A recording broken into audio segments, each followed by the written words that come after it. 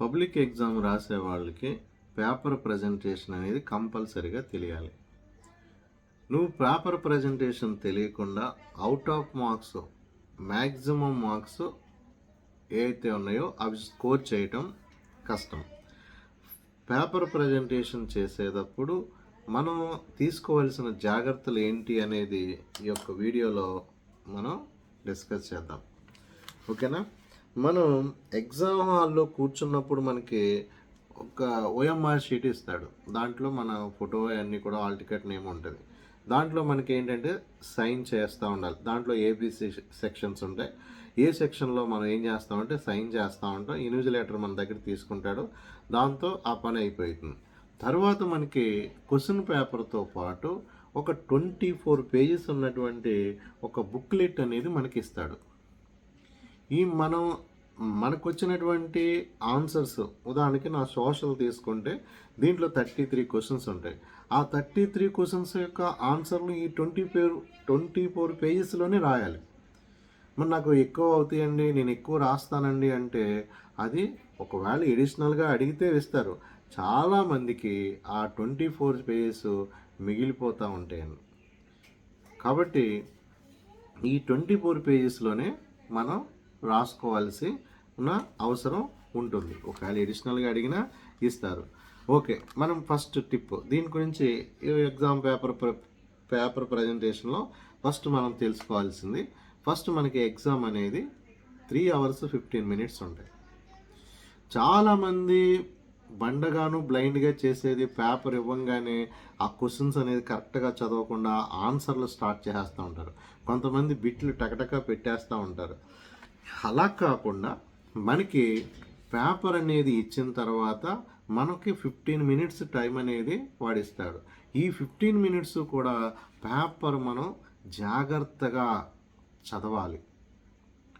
వచ్చినవి ఏంటి, రానివి ఏంటి అనేది మనం ఏం చేయాలంటే ఖచ్చితంగా అనాలిసిస్ చేసుకోవాలి.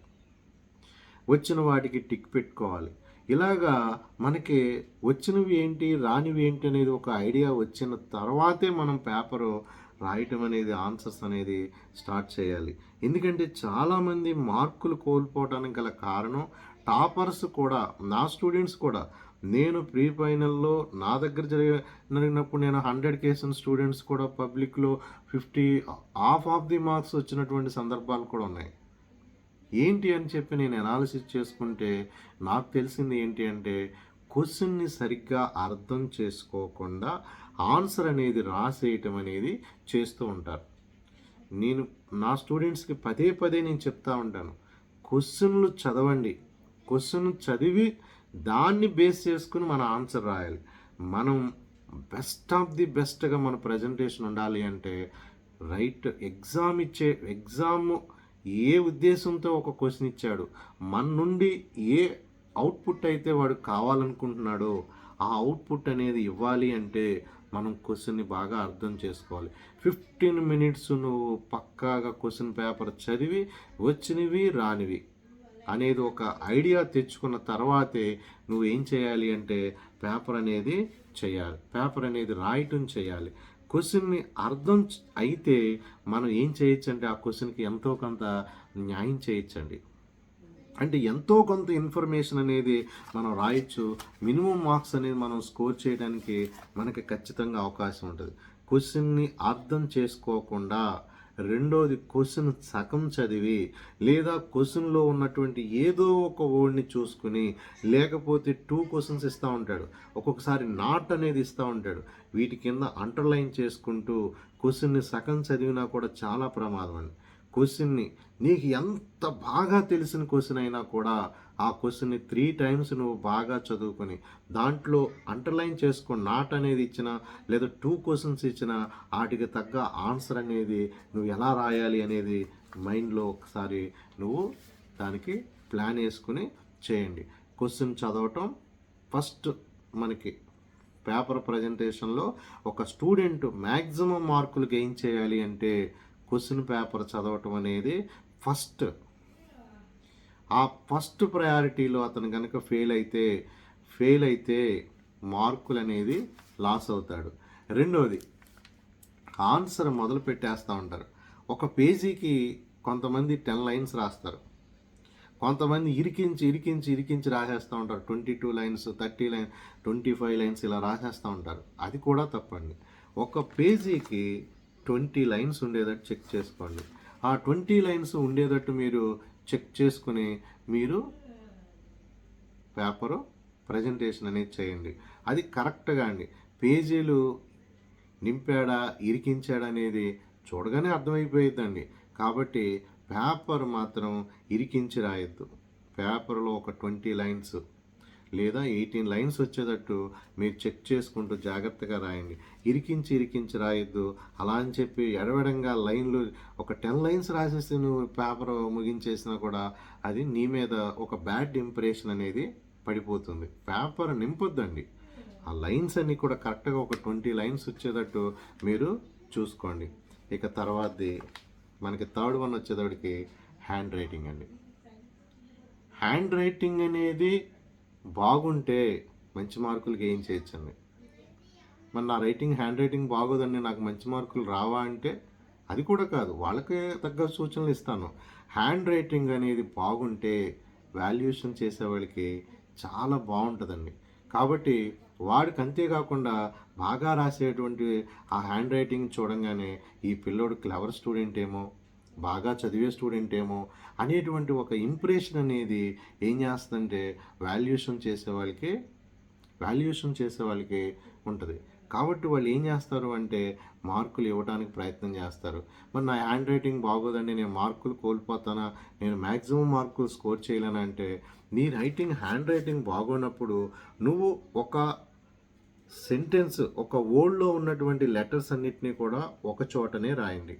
ఓడికి కూడా ఒక లెటర్ రాస్తే ఎంత గ్యాప్ వస్తుందో అంత గ్యాప్ ఇచ్చుకుంటూ నువ్వు రాసుకుంటూ వెళ్ళండి. అప్పుడు ఏమవుతుందంటే వాల్యుయేషన్ చేసేవాడికి అది అర్థమవుతుంది.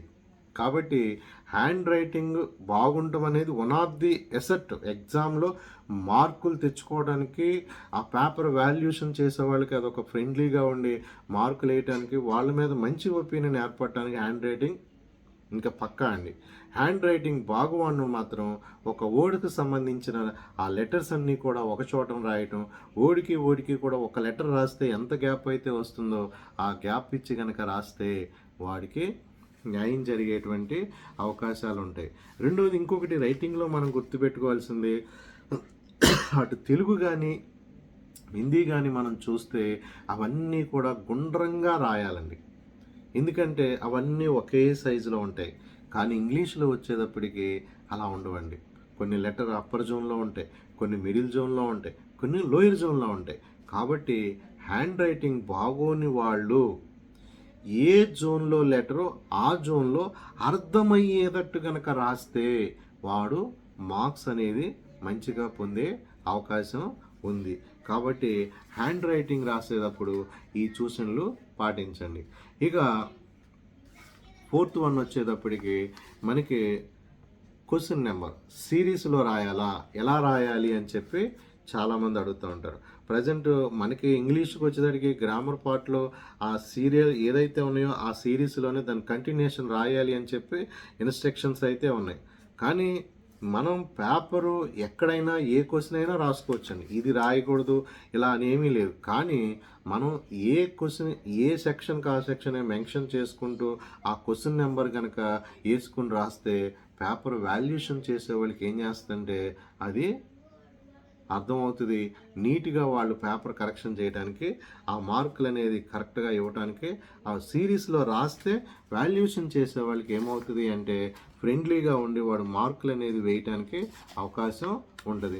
క్వశ్చన్ నెంబర్ అనేది ఎప్పుడు కూడా లెఫ్ట్ సైడ్ మార్జిన్కి యువతల వేయటం, ఆన్సర్కి సంబంధించిన పాయింట్స్ అన్నీ కూడా రైట్ సైడ్ ఇటువైపు వేయటం అనేది చేయాలి. రఫ్ వర్క్ చేసుకోవడానికి ఒక మ్యాథ్స్కి అయితే కంపల్సరీగా రఫ్ వర్క్ చేయాలి, లేదా ఎడిషనల్ లేకపోతే లాస్ట్ పేజీలోనే చేయాలి, ఎడిషనల్ తీసుకోవాలి. రఫ్ వర్క్ చేయటం వల్ల ఆ పిల్లోడు చదివాడా లేదా అనేది వాళ్ళకి ఏమవుతుందంటే తెలుస్తుంది. కాబట్టి నా వరకు కూడా మ్యాప్లు కానీ ఇలాంటివి ఏమైనా ఉంటే అవి కనుక పక్కన వేసుకుంటే ఏమవుతుంది అంటే ఆ యొక్క వాడు ఈ పిల్లోడు చదివాడు అనేటువంటి ఒక ఇండికేషన్ వెళ్ళటానికి ఉపయోగపడుతుంది. ఇక ఎగ్జామర్ అనేది ఎలా దిగుతారు ఏంటి, మనకి టీచర్ చెప్పేది క్లాస్‌లో 50% అయితే ఎగ్జామ్‌ను మనం పేపర్ ప్రజెంటేషన్‌లో మెప్పించడం వల్ల ఒక 50% మనం పొందొచ్చు. పేపర్ ప్రజెంటేషన్ చేసేటప్పుడు నేను ఒక క్వెషన్ రాసానండి. నాకు ఆ క్వెషన్ రాంగ్ అని నాకు అనిపిస్తుంది. అప్పుడు ఏం చేయాలి? దాన్ని పేడ దుద్దినట్టు దుద్దేయకుండా, పేడ అలికినట్టు అలికేయకుండా దాన్ని ఓన్లీ ఇంటూ చేసి రాంగ్ అని రాస్తే సరిపోతుందండి.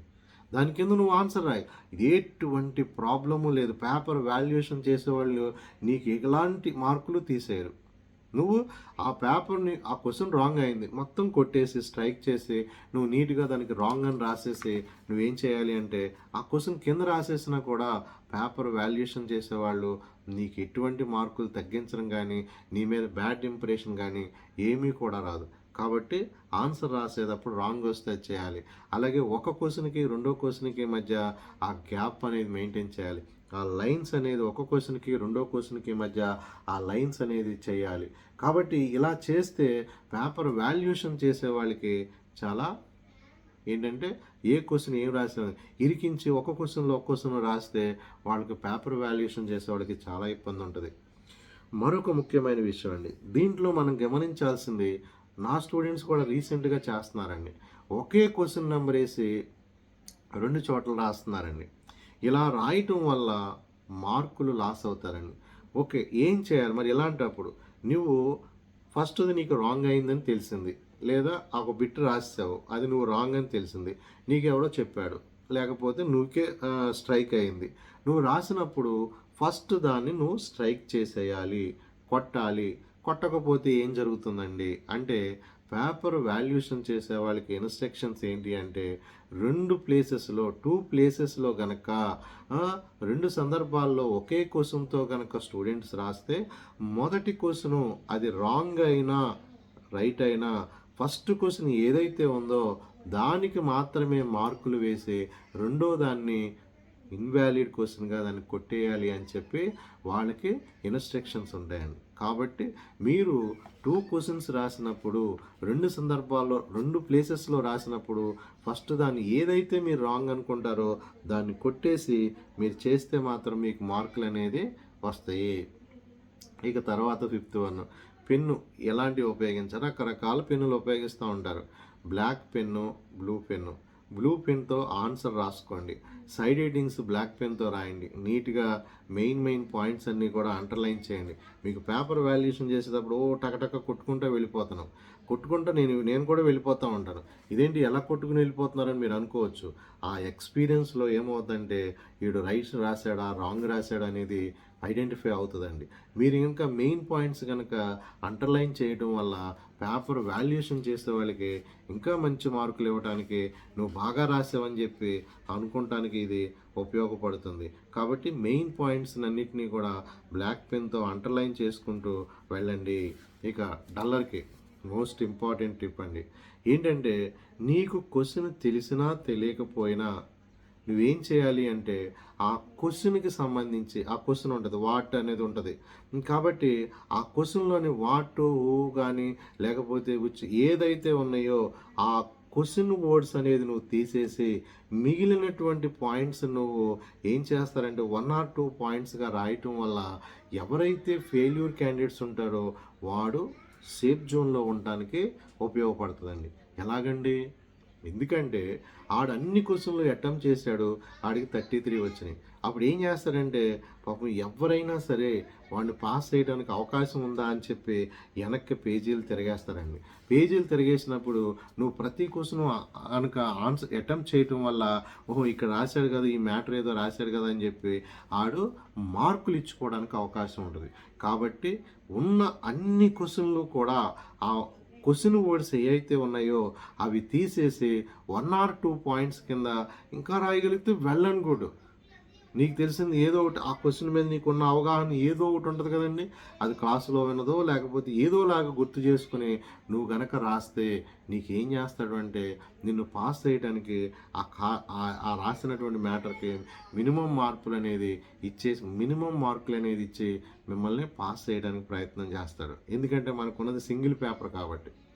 అదే 2 పేపర్స్ ఉన్నప్పుడు ఆడేస్తాడులే, ఈడేస్తాడులే అని చెప్పి ఇద్దరు కూడా మానేసి ఫెయిల్ అయిన సందర్భాలు చాలా ఎక్కువండి. కాబట్టి సింగిల్ పేపర్‌లో ఉన్నప్పుడు డల్లర్ అనేవాడు ఇలా చేస్తే ఉంటదండి. ఇక మెరిట్ అనేవాడు ఏం చేయాలి? పేపర్ మొత్తం రాసేస్తాను.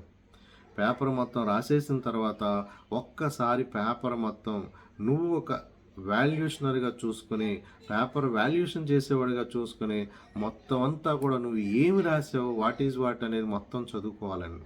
అలా చదువుకుంటూ, ఎందుకంటే మనం రాసేటప్పుడు బై మిస్టేక్ ఏం చేస్తామంటే ఆ ఫ్లోలో కొన్ని వర్డ్స్ స్కిప్ అయిపోతా ఉంటాయి, కొన్ని వర్డ్స్ మనం రాయకపోవచ్చు. అలాంటి మిస్టేక్స్ ఎక్కడైతే జరిగినాయో అవి లేదా క్వశ్చన్ నెంబర్ వేయకపోవచ్చు. అందుకనే మనం ఏం చేయాలి అంటే ఆ పాయింట్స్ అన్నీ కూడా మొత్తం మనం రాసిన పేపర్ మొత్తం చదవడానికి టైం అయితే ఉంటుందండి. ఆ టైం మొత్తం అంతా కూడా పేపర్ మొత్తం చదివి ఎక్కడైతే నీకు పాయింట్స్ అనేది ఎరిగించాలో అక్కడ ఇంటూ పెట్టి ఆ పైన వర్డ్స్ రాయండి.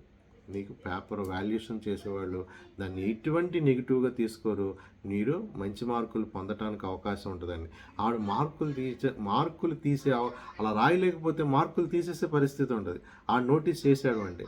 కాబట్టి అలాంటి పరిస్థితి లేకుండా ఉండటానికి ఇది మీకు ఉపయోగపడుతుంది. ఇంటూ పెట్టి చేయండి, వాడు అర్థం చేసుకుని వాడే మార్కులు వేస్తాడండి. ఈ విధంగా పేపర్ ప్రజెంటేషన్ అప్పుడు ఈ సూచనలన్నీ పాటిస్తే మనం మ్యాక్సిమం మార్క్స్ అనేది స్కోరు చేయవచ్చు. Okay, thank you.